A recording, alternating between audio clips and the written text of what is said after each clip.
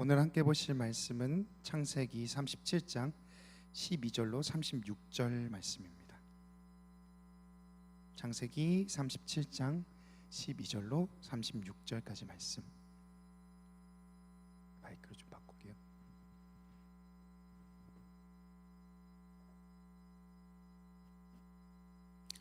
창세기 37장 12절로 36절 말씀 우리 다 찾으신 줄 알고 교독하겠습니다. 그의 형들이 세겜에 가서 아버지의 양떼를 칠 때에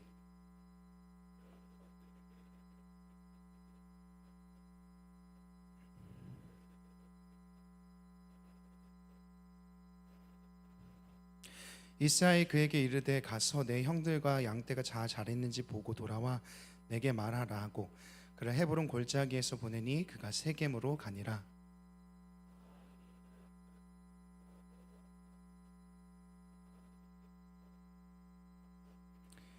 그가 이르되 내가 내 형들을 찾으오니 청하건대 그들이 양치는 곳을 내게 가르쳐 주소서.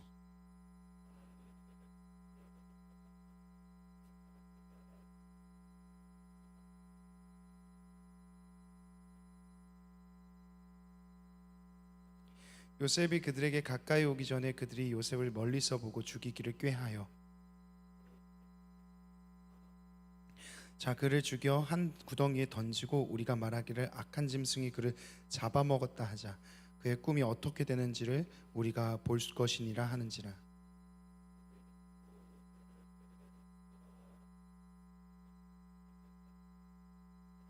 르우벤이 또 그들에게 이르되 피를 흘리지 말라. 그를 광야 그 구덩이에 던지고 손을 그에게 대지 말라 하니 이는 그가 요셉을 그들의 손에서 구출하여 그의 아버지에게로 돌려보내려 함이었더라.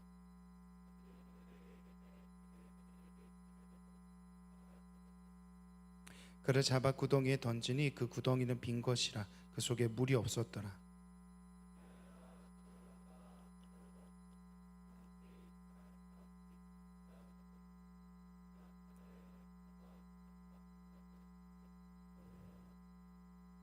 유다가 자기 형제에게 이르되 우리가 우리 동생을 죽이고 그의 피를 덮어둔 등 무엇이 유익할까?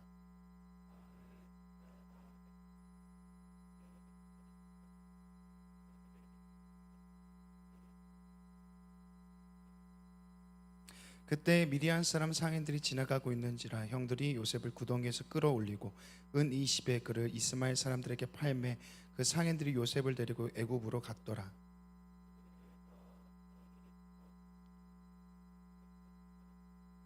아우들에게로 되돌아가서 이르되 아이가 없도다. 나는 어디로 갈까?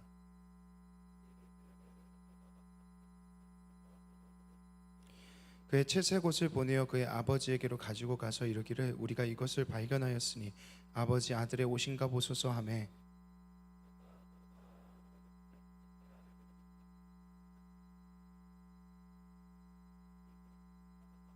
자기 옷을 찢고 굵은 배로 허리를 묶고 오랫동안 그 아이의 아들을 위하여 애통하니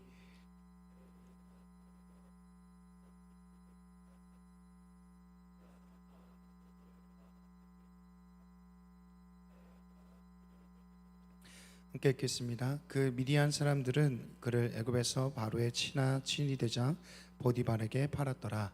아멘. 우리가 계속해서 꿈에 대한 이야기들을 하고 있습니다. 제가 사실 자랑할 건 많지 않은데 한 가지 자랑을 한다면 참 저희 아들 서준이는 천사 같은 아들입니다. 오늘 새벽이었거든요. 제가 오늘 새벽 예배를 했었는데 담당을 하고 보통 한 4시 정도에 일어나요. 4시에 일어나가지고 이제 막 준비를 하고 나서 다 마치고 돌아오면 한 6시가 좀 넘습니다. 그러면 어떤 생각이 드냐면요, 좀 졸려요. 조금만 더 자고 싶다. 다시 8시에 일어나서 출근을 해야 되거든요. 교회로 와야 되거든요. 그러니까 진짜 저 새벽 예배 끝나고 돌아올 때 그러니까 나가기 전에 미리 저희 연서랑 저희 가족들이 자는 아들하고 자는 방을 닫아 놓습니다. 그리고 나서 집에 들어올 때 진짜 막 스파이처럼 아주 진짜 소리 안 내고 도둑처럼 진짜 살금살금 들어와요. 문도 진짜 이렇게 열거든요. 그래서 들어오는데 오늘도 그랬어요. 싹 들어오는데 저 닫힌 방 문 저 건너편에서 이런 소리가 들리는 거야. 이렇게 누가 웃어요. 누가 이렇게 이렇게 웃거든요. 저희 아들 웃음은 아니에요. 저희 딸 웃음이에요. 얘가 웃음을 이상하게 웃어요. 어떻게 웃냐면 들이마시면서 웃어요. 저 그 소리가 너무 싫어요. 새벽에 이렇게 웃는 소리요. 그 어떤 의미냐면 자긴 깨어 있는 거죠. 자긴 틀렸다 이런 겁니다. 그래도 혹시나 희망을 갖고 잠꼬대일 수 있으니까 제가 자는 방으로 들어갔어요. 그리고 누웠거든요. 누가 오더라고요. 누가 와가지고 저렇게 잡아 끌어요. 배고파? 그러니까 응 그러더라고요. 아 그래? 알았어. 해서 한참 이게 뭘 먹였어요. 그러니까 먹이고 있는데 좀 또 졸립잖아요. 그래서 좀 누워 있을게 하고 좀 누웠어요. 근데 또 와가지고 또 끌어요. 근데 그때 서준이가 일어나가지고 아빠 내가 연서 볼게 하면서 연서야 일로와 하면서, 그러니까 모르겠어요. 이게 연서를 저를 위한 건지 아니면 본인을 위한 건지 정확하게 모르겠지만 서준이가 우리 같이 유튜브 보자 하면서 유튜브를 봤어요. 같이 유튜브를 보면서 막 이렇게 재밌게 놀았죠. 어쨌든 전 조금 잤습니다. 서준이 더네요. 되게 천사 같은 아들이에요. 하여튼 근데 이런 서준인데도 되게 저를 이제 부모의 마음을 힘들게 했을 때가 있습니다. 언제냐면요, 처음 서준이가 어린이집에 갈 때였습니다. 한 3살이었거든요. 보통 아이들이 적응하는 기간이 있습니다. 그 적응 기간이 한 1주에서 2주 또는 뭐 3주에서 4주 정도 걸리는데 서준이는 6개월 걸렸어요. 그러니까 매일 아침에 반복되는 게 뭐냐면 아침에 일어나서 어린이집 가기 싫다고 울다가 토하고 이게 6개월 동안 됐어요. 설득도 해보고 얼르기도 하고 선물도 주고 용기에 사탕도 주고 용기에 메리아스도 입고 용기에 칼도 쥐어가지고 보냈는데 안 돼요. 그러니까 이러는 거죠. 끝나면 아빠가 올게. 힘들면 선생님한테 말해. 그럼 아빠가 올 거야. 아무리 해도 안 돼요. 불안한 거예요.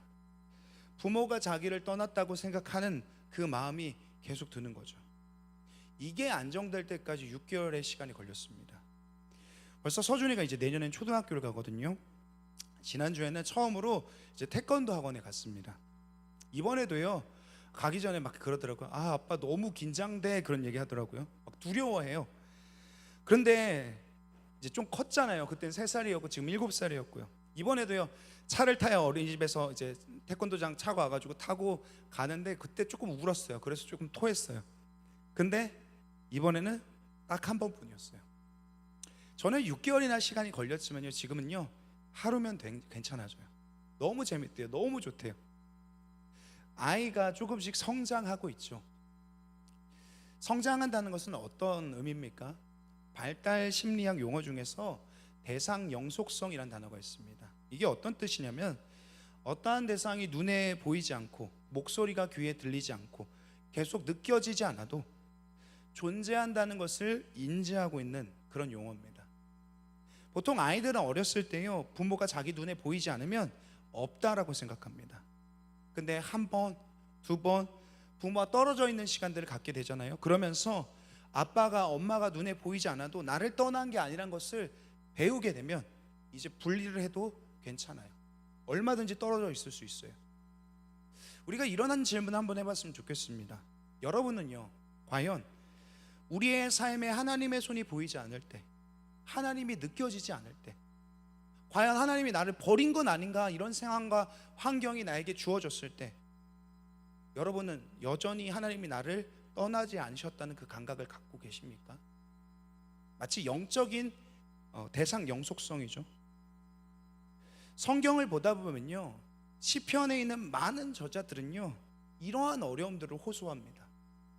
하나님이 느껴지지 않고 보이지 않을 때, 예상치 못한 상황과 환경이 그에게 주어졌을 때 하나님이 계시지 않는다라고 호소하고 불안해하고 침체 가운데 빠집니다. 우리는 어떻습니까? 우리가요, 이 시편의 저자들과 그렇게 다른 사람들이 아니죠. 그들이 그랬다면 우리도 비슷합니다. 그러한 상황과 환경이 주어졌을 때 우리 또한 불안을 느끼고 두려움을 느끼고 도대체 하나님의 손이 어디 있는지에 대해서 외치게 되죠.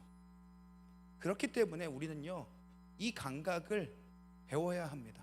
영적인 대상 영속성이죠. 근데 사실 이게 말처럼 쉬운 얘기는 아닌 것 같아요. 왜냐하면 이론적으로 배울 수 있는 게 아니에요. 아무리 애한테 아빠가 2시간 있다가 올게, 아빠가 끝나면 올 거야, 아무리 설득해도 얘가 모릅니다. 불안이 사라지지가 않아요. 근데 실제로 이것을 계속해서 숙달하고 반복하고 경험하게 될 때에, 아빠가 오는구나, 아빠가 오는구나, 엄마가 오는구나라는 것을 경험하게 될 때에 그제서야 아는 것처럼 영적인 것들도요, 하나님이 우리 눈에 보이지 않지만 여전히 우리와 함께 하신다는 것을 깨닫게 되는 것은 우리 삶의 신앙적인 경험을 통해서 알게 되고 체득되어진다는 겁니다. 우리가 지난 시간에요, 요셉에 대한 이야기를 했습니다. 그의 꿈의 이야기였죠. 요셉의 꿈의 이야기를 했을 때 형들은 어떤 반응을 보였습니까? 그 꿈을 그들이 해석합니다. 그리고 그 꿈에 주어를 붙이죠. 요셉은 이렇게 말했잖아요. 형들의 단이 와서 저한테 절하더라고요. 해와 달과 별이 저한테 절하더라고요. 끝이었습니다. 근데 형들은 이걸 어떻게 해석하냐면, 네가 우리 왕 되려고 하냐? 라고 하죠. 자기의 해석과 그 주어를 붙여서 이 꿈을 만들어내죠. 사실 이 왕이라는 단어는요, 요셉이 한 번도 꺼낸 적이 없는 단어입니다. 근데 형들이 말해요. 왜죠? 이게 형들 안에 있는 욕망이니까요. 제가 그랬잖아요. 사람은 마음속에 가장 붙잡고 있는 것으로 다른 사람을 해석한다고요. 그래서 권력을 좋아하는 사람은 모든 것을 권력으로 봐요. 돈을 좋아하는 사람은 사람의 모든 것을 다 돈으로 해석합니다. 인정을 원하는 사람은 모든 관계를 경쟁으로 봐요. 형들은 자기 아버지의 집에 모든 것을 이어받는 사람이 되고 싶었죠. 장자의 권위, 아버지의 집, 아버지의 재산, 종들, 그렇게 형들은 절을 받는 존재가 되고 싶었습니다. 그렇기 때문에 왕이라는 단어가 튀어나온 거예요. 근데 요셉은 어떻습니까? 그가 자기의 꿈을 말할 때에 그 꿈엔 주어가 없었어요. 이건 뭘 뜻합니까? 이건 미래에 대한 복선입니다. 앞으로 장차 요셉의 꿈에, 요셉이라는 한 사람의 인생 가운데 그 주어에 들어갈 이름이 요셉이 아니라, 자신의 이름이 아니라 또 다른 무언가의 이름, 우리가 아는 것처럼 하나님의 이름이 그 자리에 들어가야 된다는 것을 나타내는 복선과 같습니다. 그래서 요셉의 꿈은요, 사실 요셉이 한 번도 꿔본 적이 없는 꿈입니다. 누가 절받고 싶답니까? 누가 뭐 대접받고 싶답니까? 이건 정확히 말하면 요셉의 꿈이 아닙니다. 요셉이 원했던 게 아니에요. 하나님의 꿈이 그에게 임해서 요셉을 통하여서 이루시겠다는 거지, 요셉이 꿈꿨던 바가 아닙니다. 그래서 하나님은 그에게 꿈을 보여주셨고 그를 통해서 그 꿈을 이루어 가시겠다 하는 것이 오늘 창세기 37장의 이야기라는 겁니다. 지난주에 제가 말씀드렸지만요, 그래서 이것은 요셉의 이야기가 아니라고 했습니다. 37장부터 50장까지 요셉이 계속 나오지만 요셉의 이야기가 아니라 이스라엘에 대한 이야기라고 했습니다. 하나님께서 아브라함과 약속하셨던 그 언약이 있죠. 내가 너를 큰 민족으로 이뤄서 너를 통해 온 열방에 복이 되게 하시겠다는 그 약속이 있습니다. 도대체 그 약속이 어떻게 이루어질지, 아직 자기 땅조차, 아니면 이 12 형제밖에 없는 이 야곱을 통하여서, 이 요셉을 통하여서 어떻게 이스라엘이라는 거대한 민족을 이루어 가실지, 오늘 하나님의 그 계획의 시발점이 말씀 가운데 나타나 있습니다. 오늘 37장 후반부의 이야기거든요. 그 이야기가, 그 시작이 오늘 말씀 속에서 기록됩니다. 12절을 보니까요, 이렇게 시작되어집니다. 요셉의 형들이 세겜에서 아버지의 양떼를 치고 있었다, 이런 얘기를 합니다. 지금 야곱의 가족들이 살고 있는 곳은요, 헤브론이라고 하는 남부 지역입니다. 그런데 형들은 세겜이라고 하는 북부 지역에까지 와서 양을 치고 있습니다. 아마도 야곱은 양이 꽤나 많았던 것 같아요. 그러니까 헤브론이라는 지역에서 양을 다 먹일 수 없으니까 자꾸만 북쪽으로 하다가 세겜이란 곳에 이르는 거죠. 그런 가운데 아버지 야곱은요, 이제 걱정이 되는 겁니다. 아들들이요, 혹시 뭔 사고는 치지 않을까? 아니면 그들이 안전할까? 또 양들은 잘 있을까? 하는 마음에 막내 아들 요셉을 보내기로 결정합니다. 사실 저는 이 말씀을 이렇게 묵상하고 읽으면서요, 이 부분이 잘 이해가 안 됐습니다. 왜냐하면 야곱도 요셉의 형들과의 관계가 어떠한지를 잘 알고 있었을 겁니다. 얼마나 형들이 미워하는지에 대해서요. 게다가 지금 헤브론과 세겜이라는 지역 가운데 거리도요, 적은 거리가 아닙니다. 직선 거리로 80km고요. 좀 곡선으로 가게 되면 100km 이상 되는 거리입니다. 뭐 당시에 차가 있는 것도 아니고 17살의 소년이 종 하나 데리고 가지 않고 혼자서 떠난다는 것도 되게 위험한 일입니다. 평소에 요셉이 야곱이 굉장히 아꼈잖아요. 그런 이 야곱의 선택으로서 좀 현명하지 못했다, 야곱답지 않았다라는 생각이 듭니다. 그럼에도 불구하고 야곱은 요셉에게 부탁을 했고요, 그는 군말 없이 순종해서 갑니다. 어쨌든 요셉이 이제 세겜이라는 곳에 도착을 하게 되거든요. 근데 문제는요, 그 세겜에 도착했는데 형들이 없어요. 당황해서 요셉이 형들을 찾기 위해서 이제 돌아다니거든요. 그래 봤자입니다. 세겜이 뭐 좁은 데도 아니고요, 해변에서 바늘찾기 같은 거죠. 그렇게 방황하고 있는데 요셉을 어떤 사람이 발견하고 나서 다가와서 이제 질문을 합니다. 그게 37장 15절의 말씀인데요, 한번 띄워주시겠습니까? 같이 한번 읽어보겠습니다. 시작. 어떤 사람이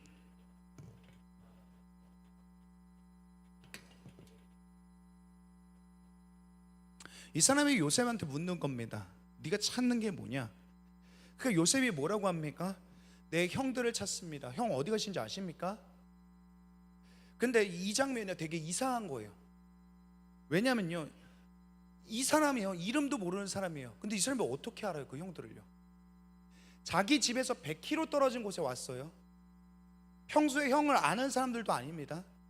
뭐 관계가 있는 것도 아니죠. 한 번도 얘기를 섞어본 적이 없을 거예요. 그런데 누군지도 모르는 사람한테 형들의 행방을 묻는 겁니다. 근데 이 사람이 참 놀라운 말을 하는데요, 그게 17절입니다. 제가 읽어드릴게요. 그 사람이 이르되 그들이 여기서 떠났느니라. 내가 그들의 말을 들으니 도단으로 가자 하더라. 아니라 요셉이 그의 형들의 뒤를 따라 가서 도단에서 그들을 만나니라. 근데 이 누군지도 모르는 사람이 뭐라고 얘기하냐면, 자기가 그냥 지나가다가 형들을 봤고 그들이 하는 말까지 들었다는 겁니다. 도단으로 갔대요. 굉장히 우연히 그 말을 듣고 요셉한테 전해준 거죠. 그리고 나서 요셉은요, 아 진짜요? 아 그럼 도단으로 가야 되겠네요 하고 도단까지 가요. 우리가 읽는 이 장면은요, 그냥 아 요셉이 그렇게 했구나 이렇게 이해할 수 있겠지만 되게 특이한 장면입니다. 보세요, 진짜 우연히 만난 사람이죠. 근데 그 우연히 만난 사람이 우연히 말을 들어요. 그리고 그 말을 믿고 도단까지 가요. 근데 거기서 진짜 형들을 만나게 되죠. 그런데 이 도단에 있는 형들이 요셉을 발견하고 나서 요셉이 다가올 때에 형들의 표정이 심상치가 않아요. 오는 요셉의 모습을 보면서 형들은 어떤 생각을 했냐? 죽이기로 결정했다고 얘기해요. 마음에 죽일 마음이 들었다. 그러면서 요셉을 향해서 이렇게 얘기합니다. 19절입니다. 서로 이르되 꿈꾸는 자가 오는도다. 꿈꾸는 자가 온다, 이런 겁니다. 이게 사실 저희 서로 이르되 꿈꾸는 자가 오는도다, 이게요 저희 아울리치 주제거든요. 좋은 얘기가 아니에요. 어떤 겁니까? 비아냥거리는 말인 거죠. 요셉의 꿈을 조롱하는 거예요. 그러니까 형들은요, 요셉의 꿈이 마음에 들지 않는 겁니다. 지난주에 본 것처럼요, 형들이 동생에게 절을 한다는 건요 있을 수도 없는 일이죠.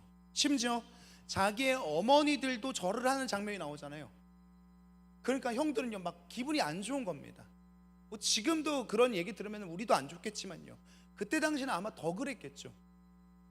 근데 그것보다 더 큰 이유가 있습니다. 제가 그랬잖아요.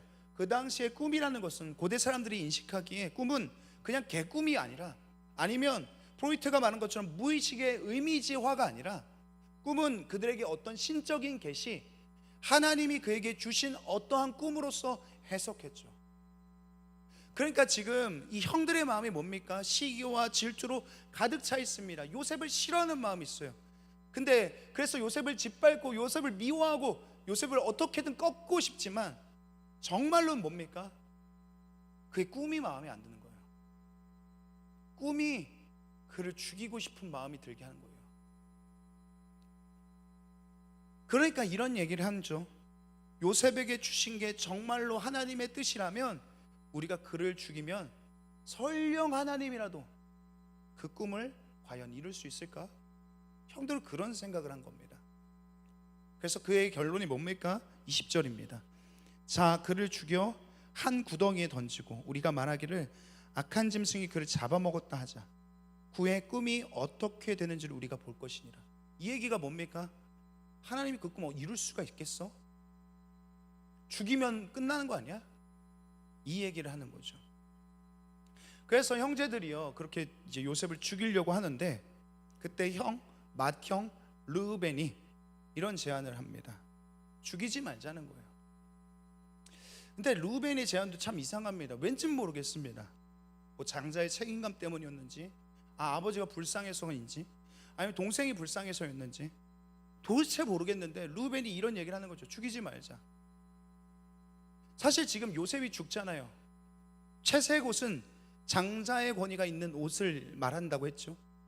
요셉이 죽으면 가장 큰 수혜자가 누구예요? 르우벤입니다. 명목상 지금 장자지만 그 옷을 자기가 입을 수도 있는 기회가 생기는 거죠. 경쟁자 하나 제끼는 겁니다. 근데 그 르우벤이 반대를 하는 거죠. 이상합니다. 그래서 형 동생들을 설득하죠. 형이 말하는데 뭐 동생이 반대를 하겠습니까? 다들 동의를 합니다.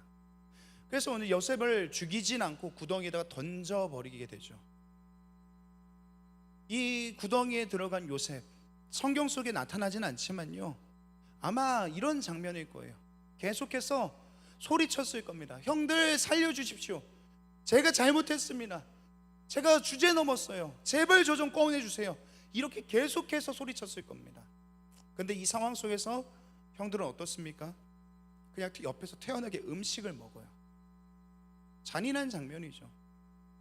그리고 그때 마침 한 무리의 상인들이 지나가게 됩니다. 이스마엘 사람들이었다고 하거든요. 그들을 본 유다가 한 가지 아이디어를 제안합니다. 동생 죽여봤자 뭐 생기는 것도 아닌데 야 우리 팔아넘기자. 그래서 은 20을 주고 동생을 이스라엘 상인들한테 팔아넘기게 되죠. 그리고 나서 오늘 마지막 장면이 뭡니까? 36절에 이 요셉을 노예로 끌려간 이 요셉을 바로의 친위대장 보디발에게 팔았다라는 게 오늘 말씀의 마무리입니다. 오늘 이 이야기를 전체를 우리가 이 스토리를 읽었는데요, 이 이야기의 핵심이 어떤 걸까요? 오늘 우리 제목이 있잖아요. Broken Dream, 꿈의 파괴입니다. 요셉의 꿈이 파괴되죠. 정확히 말하면 하나님의 꿈이 형제들에 의해서 철저히 파괴되고 있습니다. 근데 이상하지 않습니까? 요셉은 하나님의 꿈을 가진 사람이잖아요. 그럼 좀 잘 돼야 되는 거 아니에요? 괜찮아야 되지 않습니까? 뭐 그 꿈대로 꿈의 건덕지라도 있어야 되는 거 아니에요? 좋아져야죠. 근데 현실은 어떻습니까? 배신당해서 옷이 벗겨지고 구덩이에 던져지고 심지어 애굽의 노예로 팔려갑니다. 그러니까 꿈은 어떤 거예요? 궁전인데 현실은 구덩이에요. 요셉에게 있어서는 이건 되게 가혹한 현실인 겁니다. 그럼 꿈을 왜 줬냐는 거예요. 왜 그런 거 생각하겠냐는 거예요. 현실이 이렇게 밑바닥인데. 근데 시편을 읽어보잖아요. 시편 기자들이 이런 상황 속에서요 비슷한 일들을 경험해요. 그리고 그 속에서 하나님을 찾습니다. 우리가 잘 아는 인물 중에 하나는 다윗이라는 시인입니다. 다윗은 우리가 아는 것처럼 사울을 대신해서 이스라엘의 사기 왕으로 기름 부음을 받았습니다. 그는 양치기였거든요. 한 번도 다윗이 꿈꿔본 적이 없는 인생이에요. 양치기가 어떻게 왕의 꿈을 꿉니까? 근데 하나님께서 그를 꿈꾸게 하셨죠. 그래서 어떻게 돼요? 내 인생 다 풀렸다 하고 됩니까? 아니요. 구덩이에 빠지죠. 미친 사울에게 쫓겨서 15년 동안 도망 다녀요. 그래서 다윗이 하는 고백들을 보면요 이 요셉의 이야기가 굉장히 닮아 있습니다. 시편 35편 17절이거든요. 제가 한번 읽어드릴게요. 주님 언제까지 보고만 계시렵니까? 내 목숨을 저 살인자들에게서 건져주십시오. 하나밖에 없는 이 생명을 저 사자들에게서 지켜주십시오. 다윗이 구덩이 같은 현실 속에서 하나님께 외치지만 하나님은 어때요? 느껴지지도 않고 보여지지도 않아요. 심지어 나를 멀리서 구경하는 것처럼 느껴져요. 이게 다윗이 느꼈던 좌절입니다. 어려움이었죠. 왜 그냥 보고만 했냐는 거예요. 그게 힘든 겁니다. 또 이렇게 얘기합니다. 시편 44편 23절입니다. 주님 깨어나십시오. 어찌하여 주무시고 계십니까? 깨어나셔서 영원히 나를 버리지 말아 주십시오. 오죽했으면요, 하나님 자고 있어요? 이런 얘기하는 거예요. 그렇게 부르짖었는데, 오랜 시간 동안 찾았는데 전혀 반응이 없으니까요, 차마 하나님 죽은 거예요? 이렇게 말할 수는 없으니까 하나님 주무십니까? 라고 말하는 게 다윗의 심정이었다는 겁니다. 여러분, 이게요, 하나님의 꿈을 가지고 있는 사람들의 모습이에요. 깨지고 절망하고 좌절해요. 그래서 오늘 우리가 읽었던 창세기 37장 12절부터 36절 사이에서 보면요, 하나님이란 단어가 한 번도 등장하지 않아요. 하나님 비슷한 것도 없어요. 까마귀, 불병거 뭐 이런 거 없어요. 심지어 뭐 한마디도 말하지 않습니다. 완전히 침묵을 하셔요. 꿈도 안 꾸게 하십니다. 요셉이 꿈이 깨지고 부서지고 밟히고 있을 때 하나님은 어떤 순간에도 개입하고 계시지 않은 것처럼 오늘 보여져요. 이게 오늘 본문이 나타내고 있는 겁니다. 아까 그런 얘기를 했잖아요. 대상 영속성. 하나님이 보이지도 않고 느껴지지도 않고 관찰되지 않을 때에 여전히 나는 하나님이 나와 함께 하심을 신뢰할 수 있습니까? 오늘 본문 속에는요, 하나님 보이지가 않아요. 침묵하셨고 숨어 계신 것처럼 보입니다. 그런데요, 우리 눈에는, 우리 현실에는요, 그렇게 보이지만 하나님 무대 뒤에 계시거든요. 단 한 치의 오차도 없이 정확하게 요셉을 통하여서 하나님 당신의 꿈을 이루어가고 계셔요.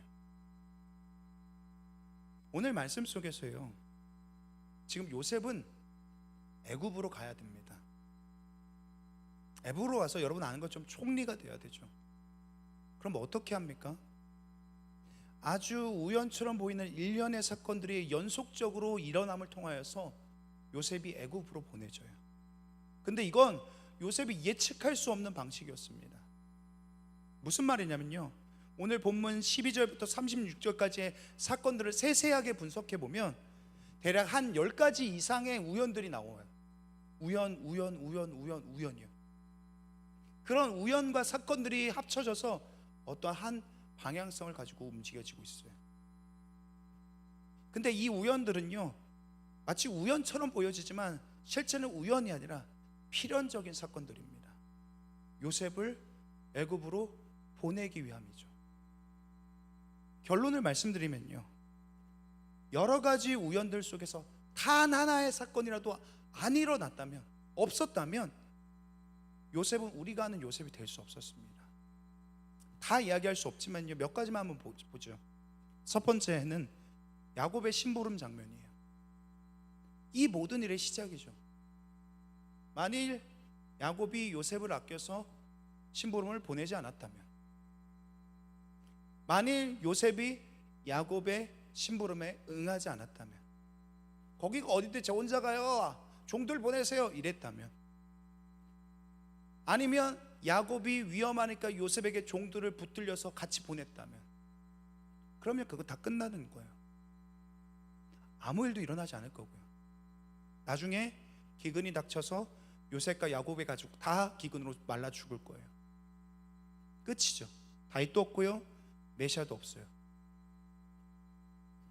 첫 번째 우연은 뭡니까? 요셉이 아버지의 심부름에 응하여 순종해서 간 겁니다. 우연 같은데요, 이 마음의 결심이 대단한 거예요.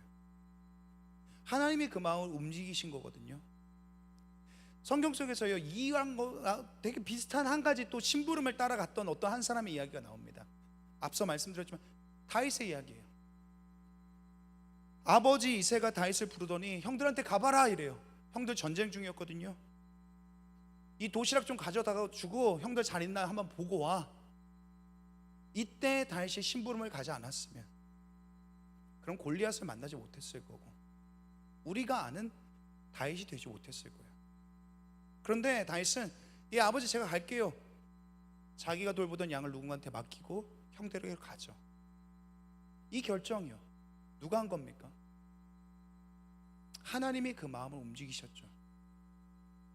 그러니까요 여러분 우리 일상 속에를 잘 살펴보면요 아주 사소해 보이는 심부름 같은 것들이 있습니다.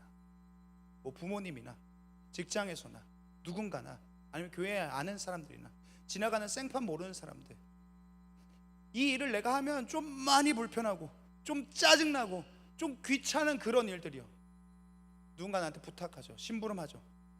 충분히 거절할 수 있어요. 명분이 있습니다. 피할 수도 있습니다. 우리 일상에서 늘 있는 존재하는 것들이죠. 근데 우리는 그걸요 놓칩니다. 왜요? 사소해 보이니까요. 아 이건 다른 사람이 하면 돼. 왜 나한테 시켜? 이럴 수 있죠.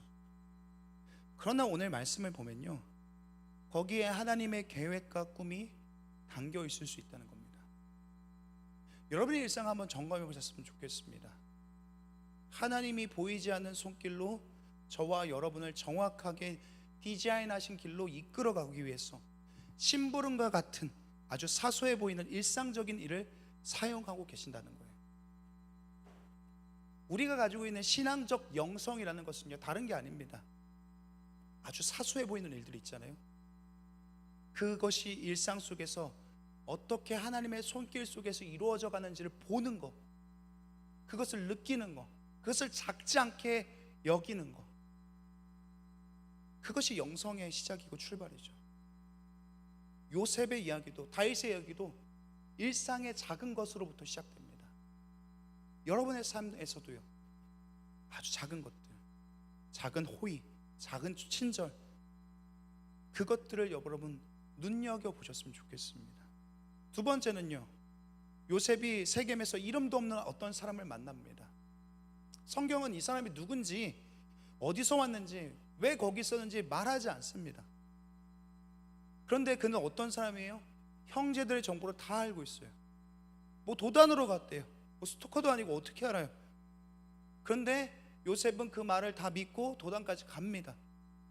만일 여기서요 하나라도 어긋났으면요 그 사람 말 못 믿어, 그 사람이 못 봤어, 그 사람 못 만났어, 그랬으면 요셉은 그냥 자기 아버지 집으로 갔을 거고 그럼 다 죽는 거예요. 우리의 일상 속에서 누군가 만나는 우연한 한 사람의 만남을 통하여서 하나님께서 우리에게 한 길을 안내해 주시고 인도해 주신다는 겁니다. 제가 이번 주에요 한 가지 중요한 결정을 했어야 됐거든요.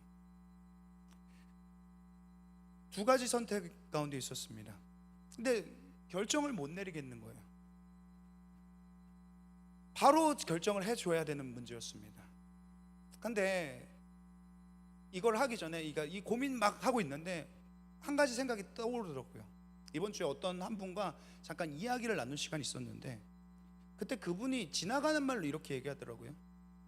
나를 필요하는 곳이 있고 내가 원하는 곳이 있는데 본인은 나를 필요한 곳에 갔다는 거예요.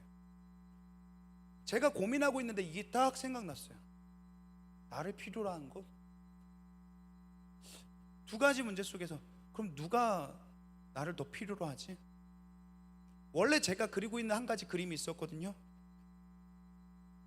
제가 원하는 어떤 그림이죠. 내가 하고 싶은 거, 내가 바라는 거.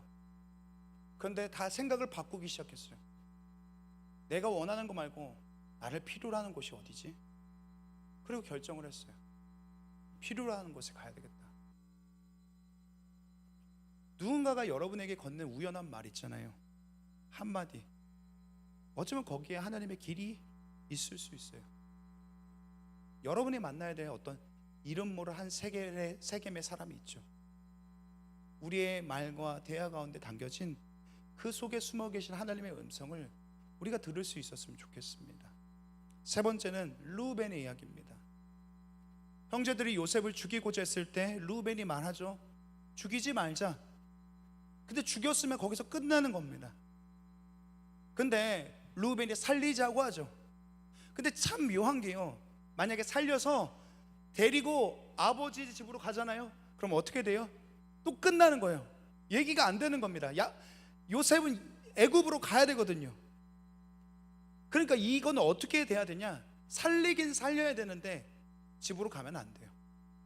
그래서 어떻게 됩니까? 르우벤이 죽이지 말자 해놓고선 잠깐 자리를 비웁니다. 구덩이에 던져놨는데 형제들이 와서 걔를 팔아버리죠. 왜 그 자리에 르우벤이 없었을까요? 화장실 갔을까요? 갑자기 왜 사라졌을까요? 아주 짧은 시간이잖아요. 나중에 와서 돌아오니까요, 내 동생 어디 갔냐 막 울어요. 근데 그 짧은 찰나의 순간 속에서 하나님께서는 하나님의 일을 하고 계시죠. 우리의 믿음은 뭡니까? 우리의 시간 속에요, 일어나는 모든 일들이요, 어느 하나 우연 같지만, 어느 하나 계획 없이 일어나는 일 같지만 그 배후에는 하나님의 역사가 숨어 있다는 겁니다. 요셉의 이야기만이 아니라 우리 모두의 이야기입니다. 마지막으로요, 상인들의 행성지가 어딥니까? 하필 애굽이었습니다.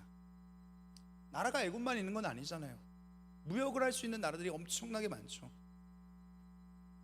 또 왜 하필 그 상인들이, 이 형제들이 있는 그 길을 지나갑니까? 또 왜 하필 또 애굽의 군대 장관 보디발의 집에 요셉을 팔아 넘깁니까? 이 수많은 요소들 속에서 어느 하나 다 연결되어져 있어요. 진짜 세세히 찾아보잖아요. 저는 한 10가지가 아니라 50가지도 넘는 것 같습니다. 어느 하나 미스가 나면 다 끊어지는 거거든요. 정확하게 일어나야 될 때, 장소, 여건, 사람을 통해서 하나님께서는 요셉을 애굽으로 보내셔요. 이것을요, 우연히 가정한 필연이다, 성경적 용어로는 섭리라고 말합니다. 영어로는 providence예요. 미리 보다라는 뜻이죠. 하나님께서는 이 모든 사건의 전체를 미리 보시고 그 일을 이루어 가세요. 비록 우리가 생각하기엔 알맞은 방식이 있어요. 우리가 기대하는 방식들이 있습니다. 그래서 하나님의 일을 볼 때 하나님은 마치 숨어 있는 것 같아요. 침묵하고 계시는 것처럼 보입니다. 그런데 하나님의 일하심의 방식은 뭡니까? 미리 보고 일하시는 거죠. 그래서 요셉이 구덩이에 던져졌고 배반을 당했고 애굽의 노예에 팔려갔기 때문에 오히려 이 일이 장차 나중에 자신을 구원할 뿐만 아니라 자기의 가족들도 구원하고 나중에 민족을 일으키는 사건이 되는 겁니다. 이런 겁니다. 꿈이 부서지고 무너지는 것을 통해 하나님 그 꿈을 세우십니다. 우리가 지난 시간에도 보았지만요, 마지막 창세기 50장을 보면 요셉이 나중에 자신의 삶을 이렇게 회고해요.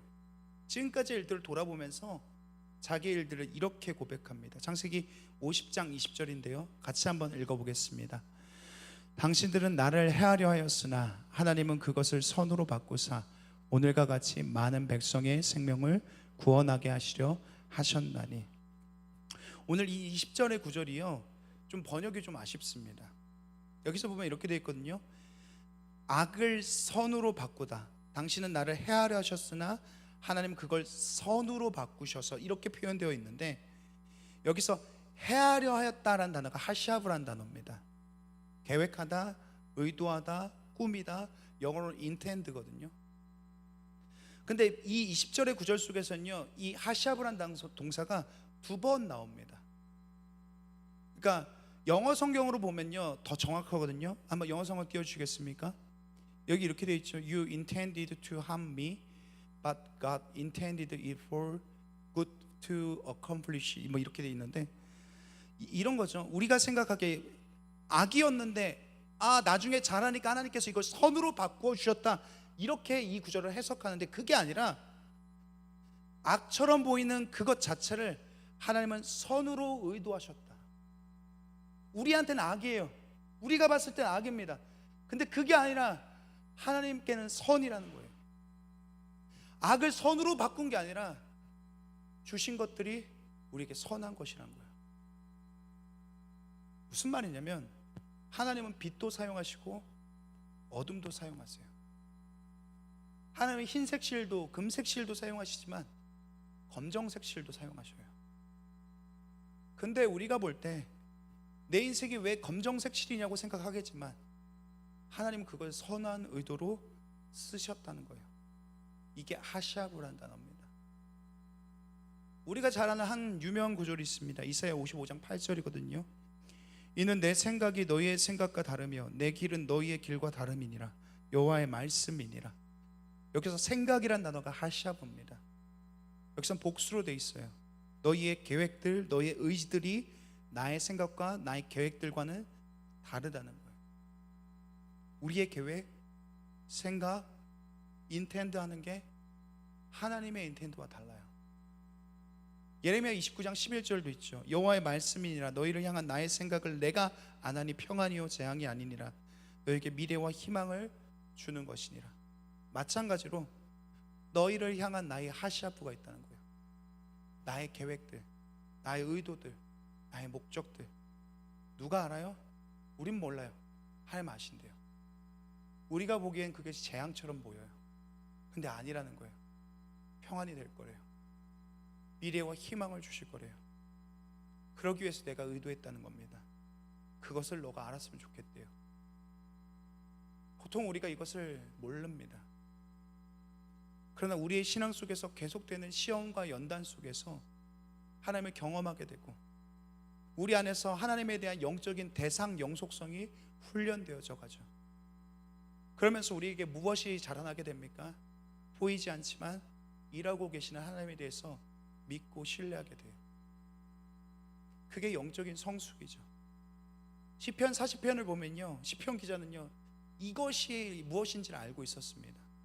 그래서 자기 삶에 고난이 닥쳤는데, 벌어졌는데 이것이 나를 향한 하나님의 하샤브라는 것을 깨닫고 이렇게 고백합니다. 시편 40편 17절입니다. 나는 가난하고 궁핍하오나 주께서는 나를 생각하시오니 주는 나의 도움이시오 나를 건지시는 이시라. 나의 하나님이여 지체하지 마소서. 여기서 나를 생각하시오니가 하샤브죠. 당신은 나를 계획하셨습니다.